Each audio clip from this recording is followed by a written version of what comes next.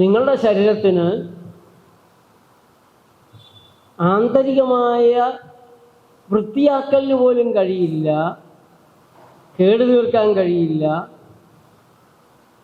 നിങ്ങളുടെ ശരീരത്തിന് അങ്ങനെയുള്ളൊരു കഴിവേ ഇല്ല.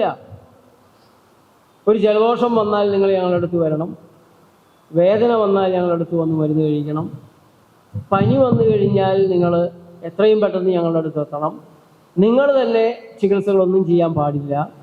ഇങ്ങനെയുള്ള നിർബന്ധങ്ങളാണ് മറ്റ് ചികിത്സകൾക്കുള്ളതെങ്കിൽ പ്രകൃതി ചികിത്സകർ പറയുന്നത് വേണ്ട, നിങ്ങളുടെ ശരീരത്തിന് മരുന്നുകൾ ആവശ്യമില്ല. നിങ്ങളുടെ ശരീരത്തിന് അവരുടേതായ കണ്ടുപിടിക്കൽ യജ്ഞങ്ങളിലൂടെ കടന്നു പോകേണ്ട ആവശ്യമില്ല. നിങ്ങളുടെ ശരീരത്തിന് സ്വയം കേടുതീർക്കാൻ അറിയാം. ഏത് രോഗത്തെയും നിങ്ങളുടെ ശരീരത്തിന് തന്നെ മാറ്റിയെടുക്കാൻ സാധിക്കും. അതിനേക്കാൾ ഒരു പടി കൂടി രോഗം എന്ന് പറഞ്ഞത് ശരീരത്തിന് ഇല്ല. അവിടെയാണ് മറ്റു ചികിത്സകർ പ്രതിചികിത്സ എന്ന് കേട്ടാൽ ഹാലിളകുന്ന രീതിയിൽ അക്രമോത്സുകരാകുന്നത്. രോഗങ്ങളില്ല എന്നോ? കാരണം രോഗങ്ങളില്ല എന്നുള്ള ഒരു നിലപാട് പ്രകൃതി ചികിത്സയുടെ സമീപനം അവരിരിക്കുന്ന കൊമ്പ് മുറിക്കുന്ന, അവരിരിക്കുന്ന മരം തന്നെ മുറിക്കുന്ന പ്രാണസങ്കടമാണ്. രോഗങ്ങളില്ല എന്നോ? അത് ഒരുവിധമുള്ള സാധാരണക്കാർക്ക് പോലും ദഹിക്കാൻ പ്രയാസമാണ്. എന്തൊക്കെ തരം രോഗമാണുള്ളത്!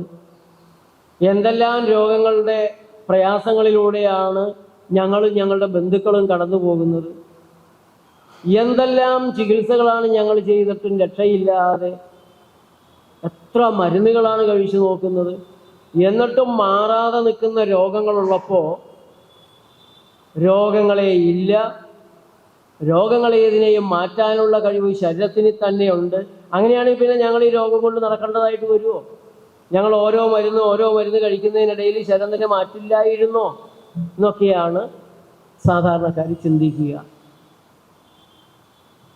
അപ്പോൾ രോഗങ്ങളെ തന്നെ നിഷേധിച്ചുകൊണ്ട്, രോഗചികിത്സയെ നിഷേധിച്ചുകൊണ്ട്, മരുന്നുകളെ നിഷേധിച്ചുകൊണ്ട്, ഓപ്പറേഷനുകളെ നിഷേധിച്ചുകൊണ്ട്, അവയവ മാറ്റങ്ങളെ നിഷേധിച്ചുകൊണ്ടൊക്കെയാണ് പ്രകൃതി ചികിത്സ ഉയർന്നു വരുന്നത്, മുന്നോട്ട് നീങ്ങുന്നത്. ആധുനിക ചികിത്സാ രീതികളെ പരിചയിച്ചിട്ടുള്ളവർക്ക് ഇത് വിശ്വസിക്കാൻ പ്രയാസമാണ്.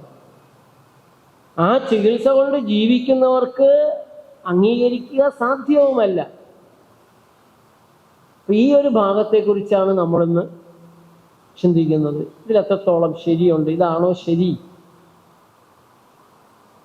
അതിൽ നമ്മളിന്ന് കാണുന്നത് രോഗങ്ങളെക്കുറിച്ച് മാത്രമാണ്.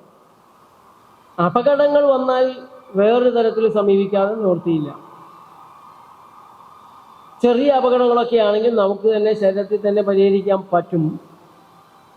പക്ഷേ കൂടുതൽ കടുത്ത അപകടങ്ങളാണെങ്കിൽ ശരീരത്തിന് സ്വയം അത് മാറ്റിയെടുക്കാൻ കഴിഞ്ഞെന്ന് വരില്ല. ശരീരത്തിന് നിങ്ങളുടെ സഹായം അല്ലെങ്കിൽ ബാഹ്യമായ സഹായം നിങ്ങൾക്ക് തന്നെ വേണ്ടി വന്നു വരും. അതുകൊണ്ട് അപകടങ്ങളുടെ അവസ്ഥകളെ, ക്രൈസിസുകൾ, വലിയ ക്രൈസിസുകളെ നിങ്ങൾ മാറ്റിവെക്കുക. രോഗം എന്നതിൽ തന്നെ മനസ്സിനെ കേന്ദ്രീകരിക്കുക. അല്ലെങ്കിൽ ഇത് കേൾക്കുമ്പോൾ തോന്നും, ഒരു റോഡ് അപകടം വന്നാൽ എന്ത് ചെയ്യും, പാമ്പ് കടിച്ചാൽ എന്ത് ചെയ്യും, നായ കടിച്ചാൽ എന്ത് ചെയ്യും എന്നുള്ള ചിന്തകളൊക്കെ നമുക്ക് വന്നു വരും. അപ്പം ആ ചിന്തകളെല്ലാം മാറ്റിവെച്ചിട്ട് രോഗം എന്നതിലേക്ക് വരിക.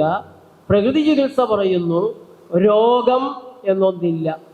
ഉണ്ടെങ്കിൽ തന്നെ അഥവാ നിങ്ങൾക്ക് രോഗം എന്നതിനെ സ്ഥാപിച്ചെടുക്കണം, അതിനൊരു അസ്തിത്വം കൊടുക്കണം എന്ന് നിർബന്ധമുണ്ടെങ്കിൽ, രോഗമുണ്ടെന്ന് നമുക്ക് സമ്മതിച്ചാൽ തന്നെ ഒറ്റ രോഗമേ ഉള്ളൂ.